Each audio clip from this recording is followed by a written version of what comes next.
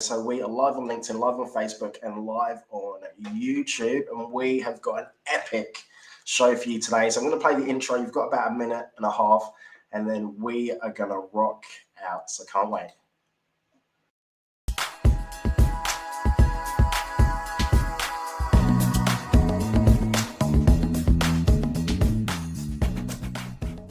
Oh, has it helped? Yes, it absolutely has. It's definitely helped in knowing the market a lot better and knowing how to how to put myself out there. Like, I would never ever have touched my LinkedIn ever. I didn't see LinkedIn as a valuable resource at all. So in saying that, it already has proven to be. As what I say, I think you guys are great and change people's lives, and it makes a lot of difference. And like, these masterclasses have been amazing. It's been fantastic, Dre, and the information that you've shared and the way you share it. It's been really simple. You've broken things down, and it's good that you've got Jackie as a co-host. Not only helped me in my personal branding, but it's helped me now on the business side, where I feel very, very capable. And it's well worth it, Dre, and I am so glad that I did, and I'm gonna sign up, and well, you know, I'm gonna work with you because I really like the dynamic with you and Jackie and everybody.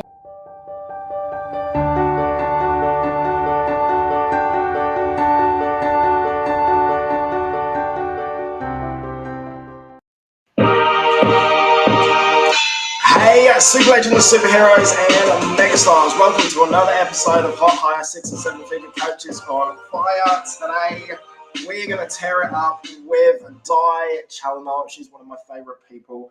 We literally speak probably about 4 or 5 times a day, and I love the way that the relationship that we've built up, and there's a bit of banter as well, which is amazing. And she has an incredible, phenomenal story. So she has been through a lot. So she's going to share some of her story today, and I'm just really excited with like the people that she helps and also the impact that she has on the world. So without any further ado, I want to give a big, massive, ginormous welcome to Challenor. Yay. Thanks, Dre, for that fabulous warm welcome. I'm really happy to be here, and I really appreciate you and the work that you do and the difference that you're making in so many people's lives. So I'm really happy to be here, share my story, and hopefully we can, you know, open some doors for people to have some their own self-awareness of, you know, it's their time to shine. So I love that, Di. Yeah, thank you so much for coming on, and I am excited that we're going to be rocking out for like the next 20 minutes. Yeah. So do you want to tell us a little bit about yourself and what you do? Okay, I am an intuitive relationship coach, and intuitive because I tune in and channel and have psychic, you know, experience and talents and gifts. But it didn't all happen yesterday. I have, as Dre said, I have been through a lot, and I've been through a lot since my mid-teens when parents passed away and I felt left and abandoned and had some eating issues to fill the void of not having my mother around anymore, and it just escalated, and I had a whole lot of other dramas, which also I attracted a marriage that ended up being toxic, and it was an on-off relationship for a long time, and then as soon as we got married, things changed and I became a chattel. And what finished it was my ex-husband was having an affair with someone, and I tuned in and I did a card reading on myself earlier on that year, and it was sort of in the 2nd year of marriage. And that's when I just knew I had to wait and just see how things panned out. So I was actually predicting what was happening, or having that awareness and guidance of what was going to happen. And I just kept tuning in and sending it out to source, give me clear guidance and messages. A lot of situations presented themselves, which is all about testing, and I was just fed copious amounts of lies and questioning myself. I had a lot of self-doubt and I was confused. I had a best friend. I had to keep ringing her to say, oh, you said this, does this make sense? And so just questioning everything. So there was a lot of energy that was wasted. So anyway, the universe sent a whistleblower to ring me up one morning before work to tell me what had been happening. So everything that she told me lined up with what had happened. So I had sort of closure, and there's no remorse, but it gave me that freedom to move forward. But it also put me on my spiritual path. And that's been the beauty of that's the silver lining out of that bad relationship. And look, I had to have that process because people did tell me things and I didn't hear, and I had triple tinted glass, rose tinted glasses. So they were super, super red. I didn't see a thing. And so that was the journey. That was part of the journey. So by experiencing a lot of grief and loss and, anxiety, there was 1 year I couldn't get out of bed because I was exhausted from working 2 and 3 jobs over several years. So I know what it's like, and I know when you can hit rock bottom. And I also can, get out of it, and you can too. So if you are experiencing anything like depression, anxiety, anything even that you're just out of sorts, it's time to do something and have that awareness. I've been recently working with a client doing angelic Reiki healing, and it's been over 5 or 6 weeks, and he's coming out of a depression that he's been in for the last 2 years. So that's really phenomenal. And he noticed after the first session of receiving the Reiki energy that he was feeling alive. So it's a matter of changing behaviors and just baby steps. And he's now got that awareness that in order to get back and do his job the way he's meant, on the tools, he's got to be fitter. So he's now going to start doing some fitness, but it's having that little tweak of awareness. And that's why it's really important to have a coach, so have someone who's got your back that you can talk to and tell, all your most private thoughts, and have some, a plan in place. And even if it's just talking, that can be so healing in itself. So, and I went back to university, backtrack. I wanted to be a lawyer. So that helped me get through the blended family that didn't really work. I put my head in the books, got into law school. My dad didn't even know that because he was up there, not in this earth. But then I went back and did a psychology major to get credibility, because I'm always into all the alternative therapies, and that's my thinking. I love 𝘿𝙖𝙧𝙚 and followed her book, You Can Heal Your Life. And my philosophy is based on hers, that all emotional, I suppose, disease manifests eventually in the body as a physical disease. So if you can tap into the emotions, clear them, then you're less likely to be unwell in your body. So went back and did the psychology major, and I've just done a whole lot of healing modalities like Reiki and theta healing and NLP. Helped my sister. She was diagnosed with a non-smoker's lung cancer. So lungs is all about grief and loss and love. So I was really wanting to help her. I thought, my God, I've got to get and do something, help her. So I got into theta healing, and that even strengthened my channeling skills and abilities even more, working with source. And I'm the eternal optimist. I didn't realise what the process is when you are shutting your body down. I was in with her in the palliative care, slept next to her in the hospital room for about 5 nights. I don't know how people sleep in hospitals. I was exhausted after the 3rd night, so I just crashed. But I was with her, and I was even guided on the day, which I didn't realise was her passing. I just need to do an energy cleanse. So I was busy doing it, energetically clearing her, cleansing her. Went off to it was around the Melbourne Cup. So I went off to get some tickets, back some horses. I said, see you later. And I thought to myself, should I give her a kiss goodbye? I thought, no, she'll be right. Anyway, I got back and she started doing that funny breathing, which I found was the death rattle. And I thought, I said, no, she's not breathing very well. And they said, no, they didn't tell me anything. So anyway, still thinking she could still make it. It wasn't until about 10 o'clock that night that we saw my brother. He was on the phone. He was in Melbourne. She's in Sydney. And so we sort of said, yeah, it's okay, because the hearing's like the last to go. Yeah, it's okay to go. And she waited until 11 p.m. when her favourite nurse came on board. And she had a partner on one side and I was on the other. And it was just, she took that last breath. But sort of I was believing right up to the last minute that it wasn't going to happen. Anyway, I was also working with a Reiki master who was helping energetically. And she knew, and she didn't tell me till ages. She said, yes, I knew your sister had picked the short straw, that she'd had enough. I couldn't tell you that because then that would change your reaction and how you were handling it. And I thought, yep, that makes total sense. So what we did with the transition, that Reiki master was explaining the angels were there waiting and people were on the other side, like most of the family that passed on up there were waiting for her, yet she was still scared and she was just holding back, and the angels were saying, come on, come on. And the blessing and the gift that I gave her, that she learned to open her heart to love in this lifetime. So that was a gift she had to do to cross over. So she opened her heart to love, and that was my gift to her, and she, transitioned over. And I couldn't, she doesn't have to put up with all that pain anymore because she's done it. She's learned, she's done what she had to do in this lifetime. And I'm glad I was able to help facilitate and support her. And I miss her. Like, we used to speak every day, and there's no one else who takes her place. So it has been another big hole, and that was, 2009. So as I said, I've had enough of the grief and all that, but I've been busy processing it a lot this year because all those memories are in your body. So it's a matter of releasing those traumas, and they can, form in weight that you're holding and carrying, and it's just releasing them and letting them go, acknowledging it, and going through a whole lot of other processes.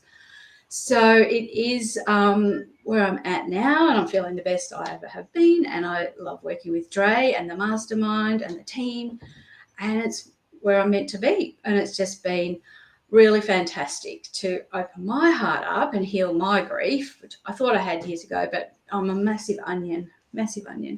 So I have to keep peeling back the layers. So things are coming off quite quickly this year, and it's all a matter of, when it's your timing, and things will trigger you that you need to take action. So that's a summary of the last, few years of my life, Dre. Yeah, thank you so much for sharing. And that must have been seeing your sister pass away must be just really difficult. However, you were able to give her, that gift of opening her heart to love. So that is a special thing.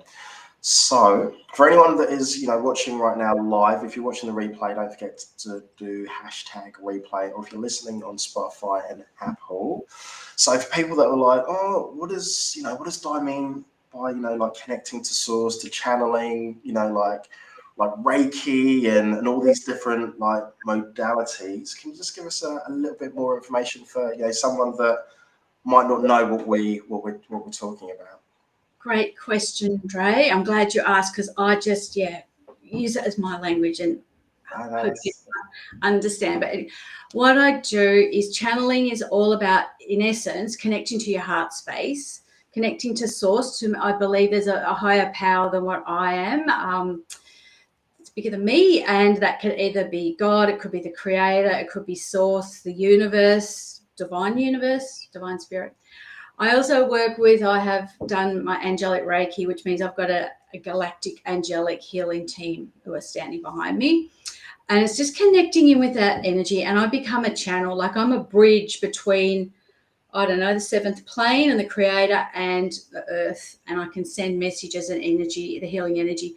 Even with my sister, I was doing distant healing with her, and we'd do sessions over the phone with Theta and the healing energy, because I'd just channel it. And I was just had a client now, and I'm sitting there putting my hand on my heart and channeling that energy to him, and he's like 3 hours away in country Victoria.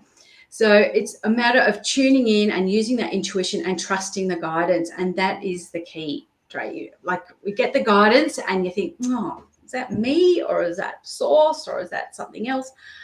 My rule of thumb is, if I have a message that I hear, or a sentence, because I feel things and I hear, they're my gifts.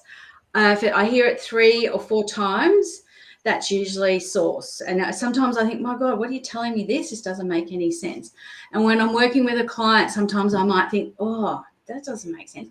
but I'll say it anyway because it's not for me. I've got to take myself out of the picture, and it's for them. So I say what comes through, and it perfectly resonates with them. So Reiki energy, it's all about being a channel. So I'm all about changing and increasing your vibration and your frequency.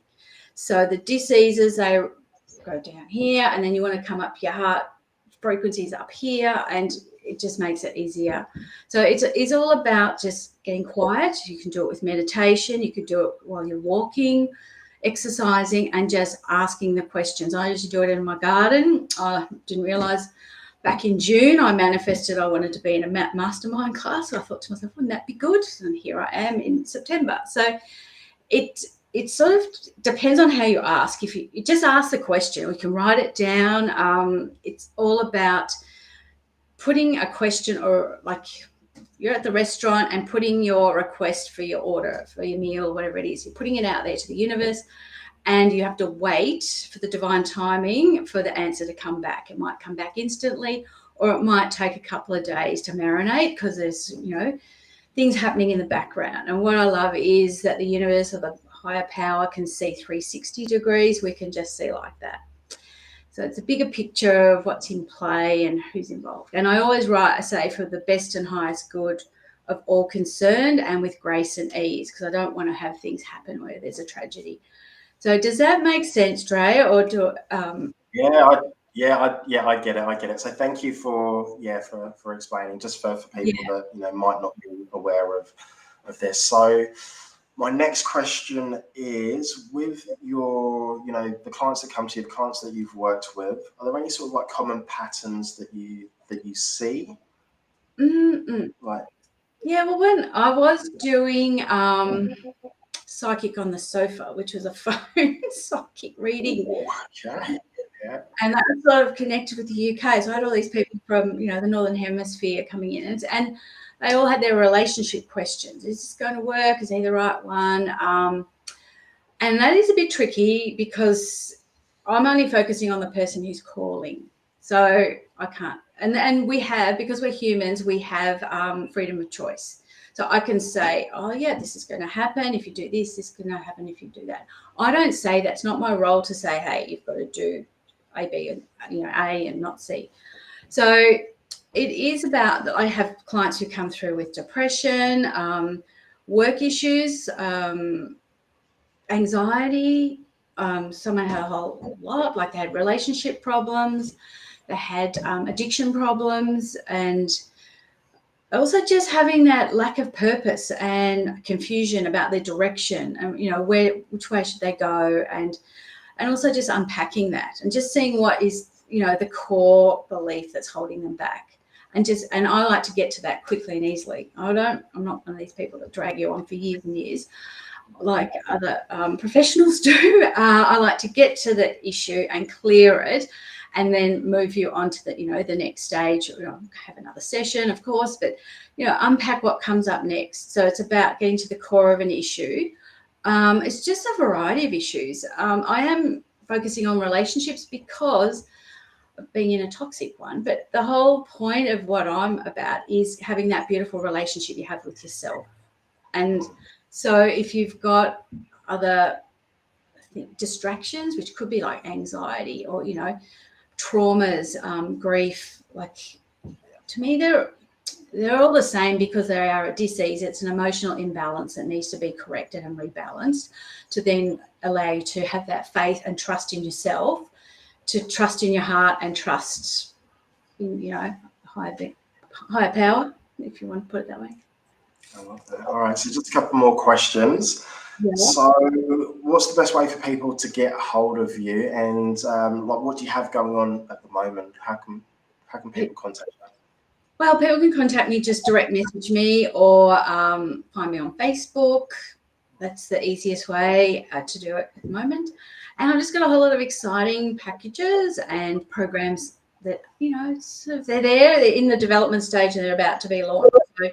And there's always a one-on-one coaching, and I have 12-week programs, 12-month programs, or even if you want a few ad hoc sessions, and then see how you like it. And once you start getting into the groove of seeing those changes happen, and they will happen, I guarantee results at the end of each session, you will not be the same person that you were when you stepped in, whether on Zoom or on the phone. So that's the way. Best way is just contact me, direct message me, and I'd love to have a chat and see where you're at and see how I can help you and support you. I love that. All right, so very last question. So you know that I love dad jokes. I think you like my dad jokes as well, and I love the banter that we have. So do you have a dad joke? Do you have, you know, maybe one of your famous dance moves or something empowering, something something of value, something motivational, inspiring? Well, I'm not doing dance moves here. There's no music, right? I've got music. I can just press a button. Well, look, my words of wisdom are that abundance loves action. And that's what I say. Like, take the action and look, the abundance can flow. I'm even teaching my fellow from getting out of depression to manifest. He's manifesting more work and things like that. So abundance loves action, and just, you know, listen to your heart. I absolutely love that. Abundance loves action. So, Di, I just want to say a big, massive, ginormous thank you to you. You've been an absolute superstar. Thank you for coming on. Thank you for also coming into our world and just being an amazing human, beautiful soul. And I'm just so grateful, appreciative, and excited for what's to come for you. And so is Jackie as well. Abundance loves action. Thank you. Thanks, Dre. It's been